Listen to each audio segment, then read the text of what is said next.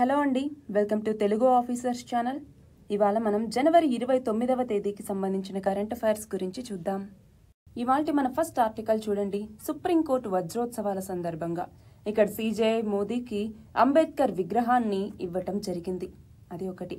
అయితే ఇప్పుడు ఏమవుతోంది, జ్యుడిషియరీ అన్నటువంటిది ఇప్పుడు మన చట్టాల్ని ఇంటర్ప్రిట్ చేయటం, దాని యొక్క మీనింగ్ని మనకి తెలియజేయటం అన్నటువంటిది దీని యొక్క పని. అంతేకాదు కాన్స్టిట్యూషన్కి ఇది ఒక డిఫెండర్ లాగా పనిచేస్తుంది. మన డెమోక్రసీకి ఒక గార్డియన్ లాగా జ్యుడిషియరీ అన్నటువంటిది పనిచేస్తుంది. మరి జ్యుడిషియరీలోకి వచ్చేసరికి పై భాగాన ఏమో సుప్రీంకోర్టు ఉంటుంది, దాని తర్వాత రాష్ట్రాల లెవెల్లో హైకోర్టులనే ఉంటాయి, కింద జిల్లా కోర్టులు, ఇలాగా వివిధ రకాలు ఉంటాయి. అవునా? అయితే ఇక్కడ ఏమవుతోంది, మనం ఎప్పుడూ ఒక మాట చెప్తూ ఉంటాం, justice delayed is justice denied అనేసి. అవునా? కాబట్టి జ్యుడిషియరీలో ఇప్పుడు ఏవైతే ఇబ్బందులు అనేవి ఉన్నాయో యాజ్ సూన్ యాజ్ పాసిబుల్ వాటిని సాల్వ్ చేయాల్సినటువంటి అవసరం అన్నటువంటిది ఉంది. మరి మన దగ్గరికి వచ్చేసరికి ఏంటి, ఒకటి జ్యుడిషియరీలో టెన్యూర్కి సంబంధించిన ఇష్యూస్ అన్నటువంటివి ఉన్నాయి, శాలరీ సర్వీస్ కండిషన్స్కి సంబంధించి ఇలాగా వివిధ రకాల ఇష్యూస్ ఉన్నాయి. అలాగే పెండింగ్ కేసెస్ అన్నటువంటివి ఎక్కువగా ఉన్నాయి. అంతేనా? పెండింగ్ కేసెస్ అన్నటువంటివి సుప్రీంకోర్టుల్లోను, హైకోర్టుల్లోను, జిల్లా కోర్టులోను ఇలా ఎన్నో రకాల కేసులు పెండింగ్లో ఉన్నాయి. అంతేకాదు సమయం అన్నటువంటిది ఎక్కువగా పడుతోంది. అలాగే ప్రతి కేసుకి సంబంధించి ఫైల్ చేయటం, ఏదైతే తీర్పునిచ్చారో వాటిని పంపించటం, వీటన్నింటికి కూడా చాలా డిలే అన్నటువంటిది జరుగుతోంది. అలాగే అండర్ ట్రయల్ ప్రిజనర్స్ ఎవరైతే ఉన్నారో వాళ్ళ సంఖ్య పెరుగుతూ వస్తోంది. రిక్రూట్మెంట్లోనూ డిలేస్ అన్నటువంటివి ఉన్నాయి. అలాగే ఫేవరెటిజం, నెపోటిజం ఉన్నాయి అన్నటువంటి క్రిటిసిజమ్స్ ఉన్నాయి. అలాగే రిప్రజెంటేషన్కి కూడా సంబంధించి ఉమెన్ రిప్రజెంటేషన్ సరిగ్గా లేదు అన్నటువంటి చాలా ఇష్యూస్ ఉన్నాయి. మరి ఈ నేపథ్యంలో ఏమేం రిఫార్మ్స్ తీసుకురావాలి? మనం చూస్తే ఈ కోర్టు సిస్టమ్ అన్నట్టుగా కోర్టుని మొత్తం కూడా డిజిటలైజ్ చేస్తూ ఉన్నారు. అంతేకాదు అపాయింట్మెంట్ సిస్టంలో కూడా ఈ చేంజెస్ అన్నటువంటివి తీసుకురావటం, దాని ద్వారా ట్రాన్స్పరెన్సీని పెంపొందించటం అన్నటువంటిది ఒక లక్ష్యంగా పెట్టుకున్నారు. అలాగే ఇన్వెస్టిగేషన్ ఏదైతే ఉంటుందో అంటే ఇన్వెస్టిగేషన్ పాలసీలో మార్పులు అనేవి తీసుకురావటం ద్వారా ఇన్నోసెంట్ పీపుల్ని చార్జ్ చేసి పనిష్ చేయటం, ఇవన్నీ కూడా తగ్గేలాగా వాటిలోనూ మార్పులు తీసుకురావటం జరుగుతుంది. అలాగే ఇక్కడ మనం చూస్తే చాలా సివిల్ కేసెస్ని ఇటు బ్లాక్ చైన్ టెక్నాలజీని ఉపయోగించి డేటాను తీసుకోవటం, లేకపోతే ఈ ఐటీ సొల్యూషన్స్ని యూజ్ చేసి ఆ వర్క్ ఫ్లోని సింప్లిఫై చేయటం, లేదా కోర్ట్ రూమ్స్ ఫెసిలిటీస్ని మరింతగా ఇంప్రూవ్ చేయటం, దీని ద్వారా ఏవైతే ఇప్పుడు బ్యాక్లాగ్స్ అనేవి ఉన్నాయో కేసెస్కి సంబంధించి వాటిని మనం చాలా వరకు తగ్గించవచ్చు. అలాగే డిస్ట్రిక్ట్ కోర్ట్స్ని గనక మరింతగా మనం బెటర్ చేస్తే అప్పుడు బాటమ్ అప్ స్ట్రాటజీ ఏదైతే కావాల్సి వస్తుందో ఆ జ్యుడిషియల్ రిఫార్మ్ అన్నటువంటిది వస్తుంది. అలాగే లోవర్ కోర్ట్స్లో జ్యుడిషియల్ ఆడిట్స్ని నిర్వహించాలి, జెండర్ ప్యారిటీని ఎన్ష్యూర్ చేసేలాగా ఉండాలి. హయ్యర్ జ్యుడిషియరీలో కూడా జెండర్ డైవర్సిటీని ప్రమోట్ చేయాలి. ఉమెన్ జడ్జెస్కి సంబంధించి మెంబర్స్లో ఫిక్స్డ్ పర్సంటేజ్ అన్నటువంటిది ఉంటే కనుక జెండర్ న్యూట్రల్ జ్యుడిషియల్ సిస్టమ్ అన్నటువంటిది మన భారతదేశంలో ఎవాల్వ్ అవుతుంది. మరి దీనికి సంబంధించి క్వశ్చన్స్ అడగచ్చు, మన ఇండియన్ జ్యుడిషియరీలో ఎలాంటి ఛాలెంజెస్ అనేవి మనకి ఉన్నాయి, ఆ ఛాలెంజెస్ ని ఎదుర్కోవటానికి ఎలాంటి చర్యలు చేపడుతున్నారు, లేదా ఎలాంటి చర్యలు చేపట్టచ్చు అని కూడా అడగచ్చు. సో ఆ నేపథ్యంలో ఆన్సర్ చేయాలి మనం. నెక్స్ట్ చూడండి, నితీష్ కుమార్ ఎవరు? బీహార్ ముఖ్యమంత్రి. అయితే ఏమైంది, ఈయన పొద్దున్నే రాజీనామా చేసి ముఖ్యమంత్రి పదవికి మళ్ళీ సాయంత్రానికల్లా ముఖ్యమంత్రిగా ప్రమాణ స్వీకారం చేయటం జరిగింది. అయితే ఇక్కడ మనం చూస్తే 2019 సార్వత్రిక ఎన్నికల్లోకి వచ్చేసరికి ఎన్డీఏ తరపున కీలకంగా ఈయన వ్యవహరించారు. జాతీయ రాజకీయాల్లోకి వెళ్లాలి అన్నటువంటి నిర్ణయాన్ని కూడా విరమించుకున్నారు. అయితే తర్వాత మనం చూస్తే బీజేపీతో కలిసి ప్రభుత్వాన్ని ఏర్పాటు చేయటం జరిగింది. మళ్ళీ ఏమైంది, 2022 ఆగస్టుకి ఎన్డీఏ నుంచి బయటకు వచ్చారు. ఆ తర్వాతే మళ్ళీ కాంగ్రెస్ సిపిఐతో కలిసి మళ్ళీ ప్రభుత్వాన్ని ఏర్పాటు చేయటం జరిగింది. మళ్ళీ ఏమైంది, విపక్షాలన్నీ కలిసి బీజేపీకి వ్యతిరేకంగా ఇండియా కూటమిని ఏర్పాటు చేశారు. అవునా? అందులో కూడా ఈయన చాలా కీలక పాత్ర పోషించారు. అయితే అక్కడ నాకు సరైనటువంటి ప్రాధాన్యం లేదన్నట్టుగా మళ్ళీ అక్కడి నుంచి బయటికి వచ్చి మళ్ళీ ఎన్డీఏలో చేరటం జరిగింది. సో ఇలాగా గత 10 ఏళ్లలో 5 సార్లు ఈయన కూటముల మార్పు చేశారు అన్నట్టుగా ఈ ఆర్టికల్. మన నెక్స్ట్ ఆర్టికల్ చూడండి. ఏవైతే ఔషధాలని ప్రపంచవ్యాప్తంగా వాడుతున్నారో అందులో దాదాపు ఒక 20% మన భారతీయ ఉత్పత్తులే ఉంటాయి.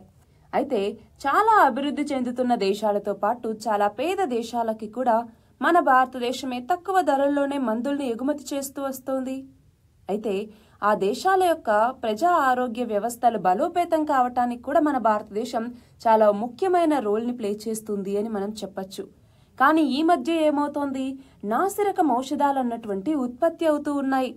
దాంతో చాలా ఉదంతాలు జరగటం, చాలా మంది మనం చూస్తే చిన్నపిల్లలు దగ్గుమంది తాగి చనిపోవటం, దాని తర్వాత ఇండియాకి చాలా బ్యాడ్ నేమ్ వచ్చింది అవునా.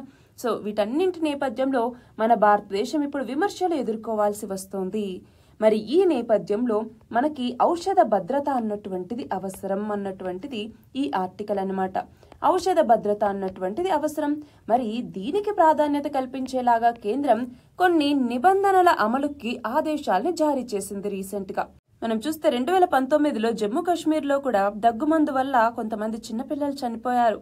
నాసిరకం మందుల వల్లే ఇవి జరిగాయి అనేసి బయటపడింది. అయితే ఇప్పుడు ఏమవుతోంది, ప్రస్తుతం అమలవుతున్నటువంటి ఔషధ చట్టాలన్నటువంటివి మన దేశంలో 1945లో తీసుకొచ్చినటువంటివి. తర్వాత 1988లో 2005లో ఈ చట్టాలకి కొన్ని సవరణలు అయితే చేశారు. కానీ ఇప్పటి పరిస్థితులకు అనుగుణంగా మార్పులు చేర్పులు అన్నటువంటివి చేపట్టలేదు అన్నట్టుగా చాలా మంది విమర్శిస్తూ ఉన్నారు. అయితే ఇక్కడ ఏంటి, ఒకటి ఔషధాల నాణ్యత అన్నటువంటిది ఎంత ముఖ్యమో అవి సురక్షితంగా పనిచేయటం అన్నటువంటిది కూడా అంతే ముఖ్యం. కాబట్టి క్లినికల్ ట్రయల్స్ యొక్క నిర్వహణ, ఉత్పత్తి ప్రక్రియలో అనుసరించాల్సినటువంటి తయారీ పద్ధతులు ఇవి చట్టాల్లో సరిగ్గా పొందుపరచలేదు. దీనివల్ల ఏమవుతోంది, నాణ్యతా ప్రమాణాలన్నటువంటివి సరిగ్గా ఉండట్లేదు. కొన్ని కంపెనీలు నాసిరకం మందుల్ని విచ్చలవిడిగా మార్కెట్కి అందుబాటులోకి తీసుకొస్తూ ఉన్నాయి. ఇక్కడ మందుల నాణ్యతను నియంత్రించాల్సింది ఎవరు, కేంద్ర ఔషధ ప్రామాణిక నియంత్రణ సంస్థ. అయితే ఈ సంస్థ కూడా సరిగ్గా పనిచేయలేదనేసి చాలా విమర్శలు వస్తూ ఉన్నాయి. ఒకటి, సిబ్బంది కొరత అనేటటువంటిది ఉంది. అలాగే నియంత్రణ అన్నటువంటిది సరిగ్గా లేదు. కొన్ని కంపెనీలు ఇష్టానుసారంగా వ్యవహరిస్తున్నాయవునా. మరి ఆర్థికంగా మన ఫార్మా రంగం అన్నటువంటిది ముందుకెళ్లాలి అనుకుంటే అప్పుడు ఇలాంటి నకిలీ ఔషధాలు, నాసిరకం ఔషధాలు అన్నటువంటివి మార్కెట్లోకి చేరకుండా చూసుకోవాల్సినటువంటి అవసరం అన్నటువంటిది ఉంది. మనం చూస్తే అంతర్జాతీయ ఔషధ విపణిగా మన భారతదేశం మారాలన్నటువంటిది మన లక్ష్యం. అందులో భాగంగా కేంద్ర ఆరోగ్య మంత్రిత్వ శాఖ రీసెంట్ గా ఆదేశాలను జారీ చేసింది. దీని ప్రకారం ప్రజల ఆరోగ్య అవసరాల కోసం తయారయ్యే మందులు నిర్దేశించినటువంటి నాణ్యత కలిగి ఉండాలి. ఇది ఒకటవది. అలాగే ఆ ఔషధ ఉత్పత్తుల మంచి చెడులకు సంబంధించి కంపెనీలదే పూర్తి బాధ్యత. ఇక నుంచి అన్ని కంపెనీలు కూడా వాళ్ళ ఉత్పత్తుల పట్ల జవాబుదారీతనాన్ని కలిగి ఉండాలి. అకౌంటబిలిటీ అన్నటువంటిది ఉండాలి, అంతేనా. అలాగే ముడి పదార్థాలని పరీక్షలు చేసి ఉత్తమం ఇది అన్నట్టుగా గుర్తించిన తర్వాతే మందుల తయారీలో వినియోగించాలి. అంతేకాదు ప్రపంచ ఆరోగ్య సంస్థ ఏవైతే ఉత్తమ తయారీ పద్ధతులని చెప్పిందో ఆ పద్ధతులను అనుసరించే ఉత్పత్తి చేపట్టాలి. దానికి కావాల్సినటువంటి మౌలిక వసతులు, కర్మాగారాలు కానివ్వండి, అలాగే యంత్ర పరికరాలు, ముడి సరుకులు, గోడౌన్స్ ఇలాంటి అంశాల విషయంలో చాలా అప్రమత్తంగా ఉండాలి అన్నట్టుగా చెప్పటం జరిగింది. అలాగే ప్రతి ఔషధం యొక్క నాణ్యత లాంటి అంశాల మీద వివిధ స్థాయిల్లో నివేదికలుండాలి. మందుల తయారీలో వాడేటటువంటి యంత్రాల పనితీరుకి కూడా ధృవీకరణ అన్నటువంటిది తప్పనిసరి. ఉత్పత్తి చేసినటువంటి ఈ మందులు ఏవైతే ఉంటాయో వాటిని కూడా పారదర్శకంగా కంప్యూటరీకరణ చేయాలి. అంతేకాదు ఈ క్రమంలో ప్రజల ప్రాణాలతో ముడిపడి ఉండేటటువంటి ఫార్మా రంగాన్ని యుద్ధ ప్రాతిపదికన గాడిలో పెట్టాలి అన్నట్టుగా ఇక్కడ కేంద్ర ఆరోగ్య మంత్రిత్వ శాఖ అన్నటువంటిది చెప్తోంది. సో ఇవన్నీ కూడా ఏవైతే మందుల్ని, ఔషధాలని తయారు చేస్తున్నాయో ఆ సంస్థలకు ఇచ్చినటువంటి గైడ్ లైన్స్ అనమాట. మన నెక్స్ట్ ఆర్టికల్ చూడండి, భూకంపాలకి సంబంధించి. మనం చూస్తే ప్రపంచంలో సగటున 6 లేదా అంతకు మించి తీవ్రతతో ఉన్నటువంటి భూకంపాలు దాదాపు జపాన్లోనే 20% సంభవిస్తూ ఉంటాయి. అంతేకాదు జపాన్లో ప్రతి 5 నిమిషాలకి ఒక భూకంపం వస్తుంది. కొన్నిసార్లు భారీ సునామీలు కూడా వస్తాయి. అయితే గత 10 సంవత్సరాల్లో చాలా మంది మరణించారు, చాలా మంది క్షతగాత్రులయ్యారు కూడా. మరి 2011లో 9 తీవ్రతతో జపాన్లో ఒక భూకంపం వస్తే దానివల్ల వచ్చిన సునామీతో 18,000 మందికి పైగా చనిపోయారు. అంతేకాదు అణు విధ్వంసం కూడా అప్పుడు చోటు చేసుకుంది, అవునా. అలాగే 1923లో కూడా ఇలా భూకంపం రావటంతో 1,00,000 మందికి పైగా చనిపోయారు. అయితే ఇక్కడ మనం తెలుసుకోవాల్సింది ఏంటి, అసలు భూకంపాలు లేదా అర్త్ క్వేక్స్ అన్నటువంటివి ఎందుకు వస్తాయి? దీని యొక్క ప్రభావం అన్నటువంటిది ఎలా ఉంటుంది అన్నటువంటిది మనకి తెలియాలి. జాగ్రఫీకి సంబంధించి ఈ కాన్సెప్ట్ అన్నటువంటిది చాలా ఇంపార్టెంట్. అయితే మనకేమవుతుంది, భూమి మీద మనకి పలకలు అన్నటువంటివి ఉంటాయి, రాతి పలకలు. ఫర్ ఎగ్జాంపుల్ ఇప్పుడు ఇండియన్ ప్లేట్ అనేసి, పసిఫిక్ ప్లేట్ అనేసి ఇలా మనం వివిధ రకాలుగా చదువుకుంటామవునా.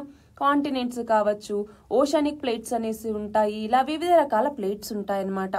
అయితే ఇవి ఏమవుతుంది, రెండు లేదా అంతకు మించి ఫలకాలు అన్నటువంటి ఒక చోటు ఉన్నప్పుడు, ఫలకాలు అన్నటువంటిది ఒకటే లాగుండవు, కొన్నేమో ఇలాగా కిందికి వెళ్ళిపోతూ ఉంటాయి. చూడండి, రెండు ఫలకాలు అన్నటువంటి ఢీ కొట్టినప్పుడు ఒక ఫలకమేమో కిందికి వెళ్ళిపోతుంది, కిందికి వెళ్ళిపోయినటువంటిదేమో టెంపరేచర్ వల్ల ఇక్కడంతా కరిగిపోతుంది అనమాట. అదొకటి. లేదు అనుకుంటే రెండు ఫలకాలు ఇలాగా దూరంగా జరుగుతుంటాయి, ఇవేమో ఇటు దగ్గరికి వస్తూ ఉంటాయి, ఇవేమో దూరంగా జరుగుతుంటాయి.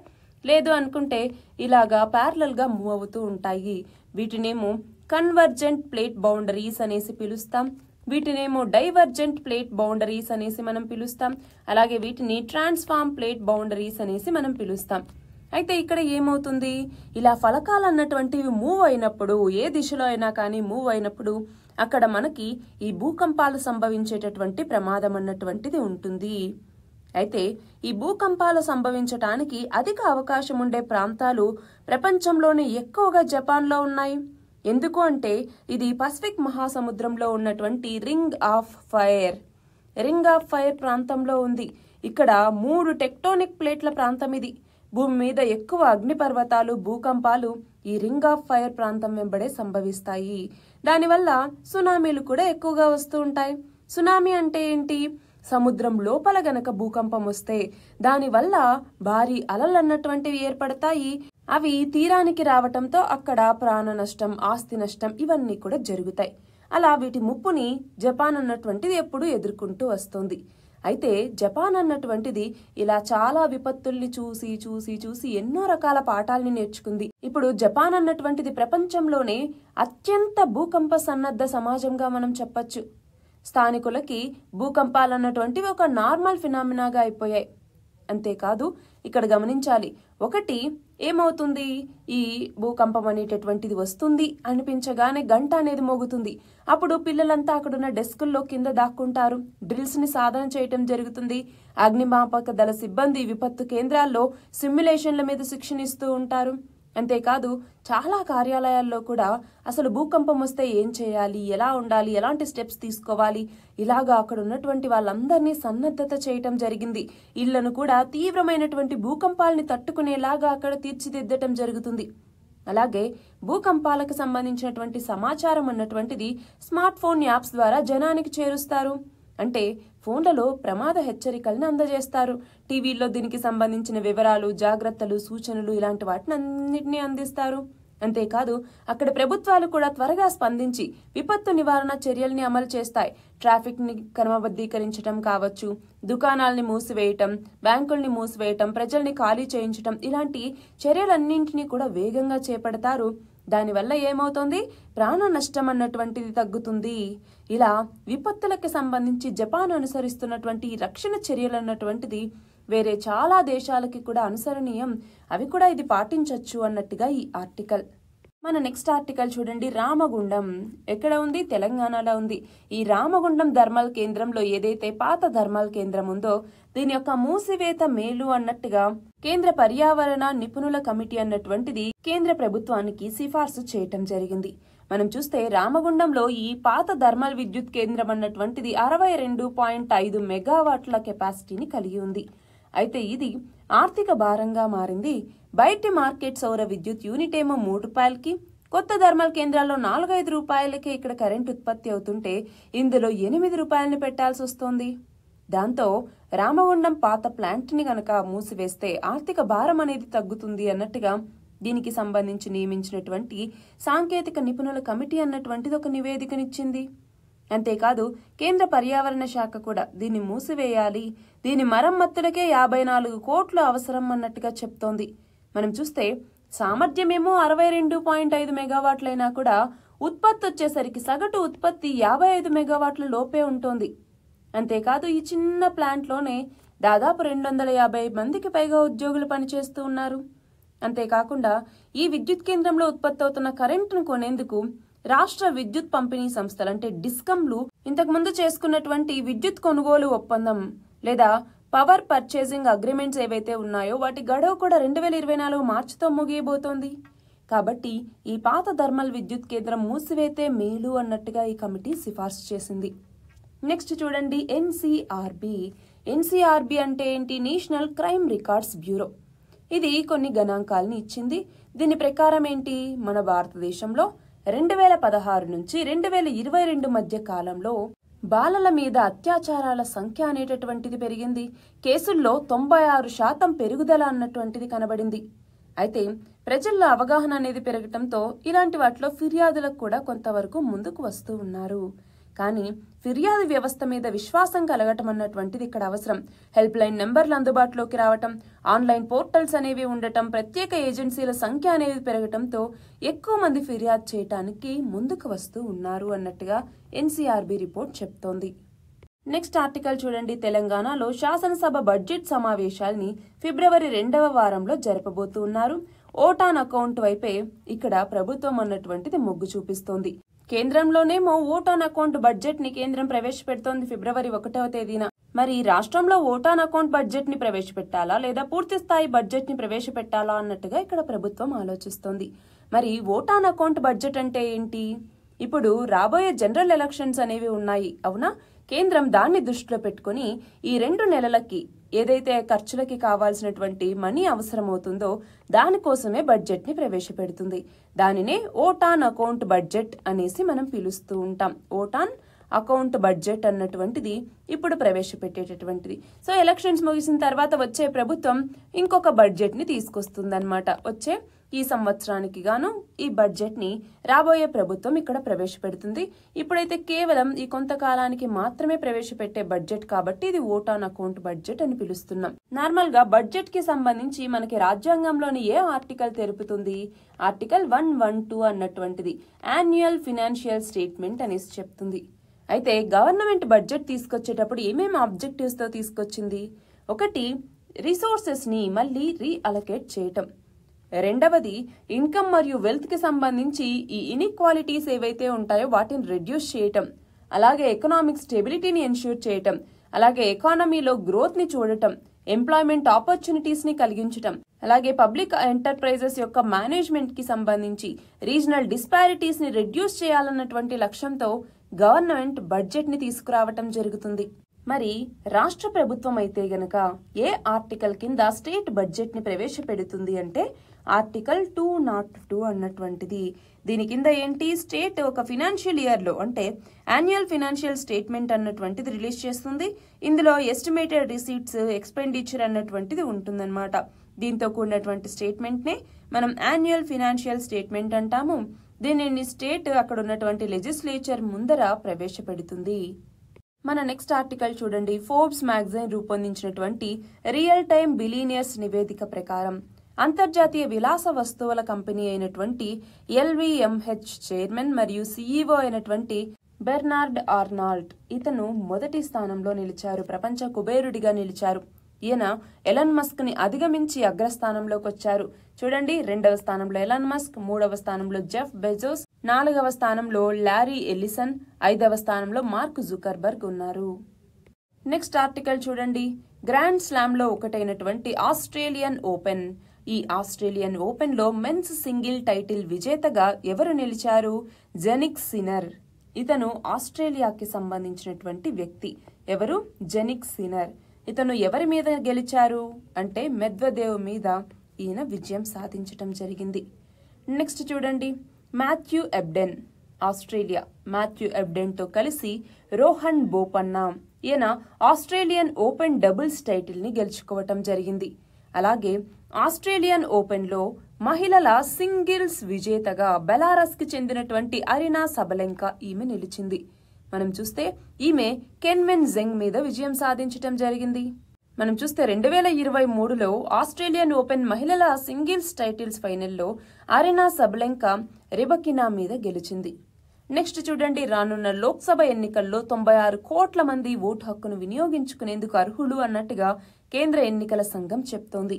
వారిలో మహిళలే 47 కోట్ల మంది ఉన్నారు.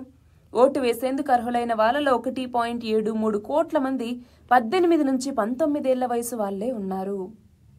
నెక్స్ట్ చూడండి, భారత 75వ గణతంత్ర వేడుకలు 2024 జనవరి 26వ తేదీన జరిగాయి.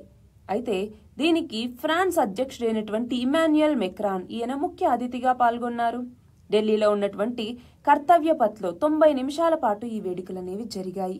అయితే ఇక్కడ సాంప్రదాయ బగ్గీలో వేదిక దగ్గరికి మన రాష్ట్రపతి, ఫ్రాన్స్ అధ్యక్షుడు రావటం జరిగింది.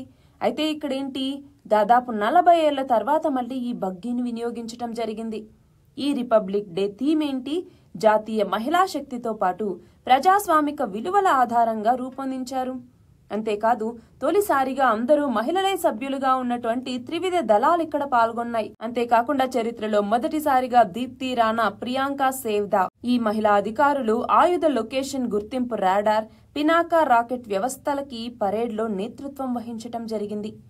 నెక్స్ట్ చూడండి, reserve bank of India Panchayati Raj సంస్థ ఆర్థిక పరిస్థితి 2020-23 అనే పేరుతో మన అన్ని రాష్ట్రాల్లోని గ్రామ పంచాయతీల యొక్క ఆదాయ వ్యయాల తీరుని విశ్లేషిస్తూ ఒక నివేదికని విడుదల చేసింది. దీని ప్రకారం ఏంటి, 2022-23లో గరిష్టంగా అంటే ఎక్కువగా కేరళలో పంచాయతీల సగటు ఆదాయం ఉంది. చూడండి, 60.69 లక్షలు. ఇందులో తెలంగాణలో 11.52 లక్షలు, వెనుకబడిన రాష్ట్రాలైనటువంటి ఛత్తీస్గఢ్లో 13.53 లక్షలు, బీహార్లో 38.94 లక్షలు.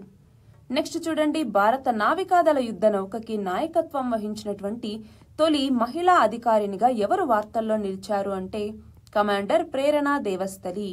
ఐఎన్ఎస్ త్రికండ్ తల్వార్ యుద్ధ తరగతి నౌకకి ఈమె నాయకత్వం వహించారు.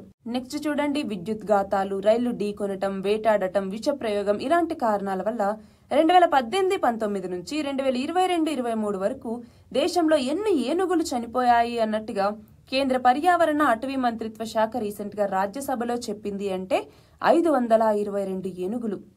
నెక్స్ట్ చూడండి, ఎంతమంది మహిళల్ని లక్షాధికారుల్ని చేయటం లక్ష్యంగా త్వరలోనే 2 లక్షల గ్రామాల్లో ప్రాథమిక వ్యవసాయ సహకార సంఘాల్ని ఏర్పాటు చేయనున్నట్టుగా ప్రధాని మోదీ ప్రకటించారు. అంటే 2 కోట్ల మంది మహిళల్ని లక్షాధికారుల్ని చేయాలి అన్నట్టుగా. అంతేకాదు గ్రామీణ ఆర్థిక వ్యవస్థని మరింతగా పెంపొందించేలాగా ప్రాథమిక వ్యవసాయ, పాడి, మత్స్య సహకార సంఘాల్ని దేశవ్యాప్తంగా అన్ని పంచాయతీల్లో నెలకొల్పాలి అన్నట్టుగా కేంద్ర ప్రభుత్వం ప్రతిపాదించటం జరిగింది. ఇవి ఇవాల్టి important articles. All the very best and thank you very much.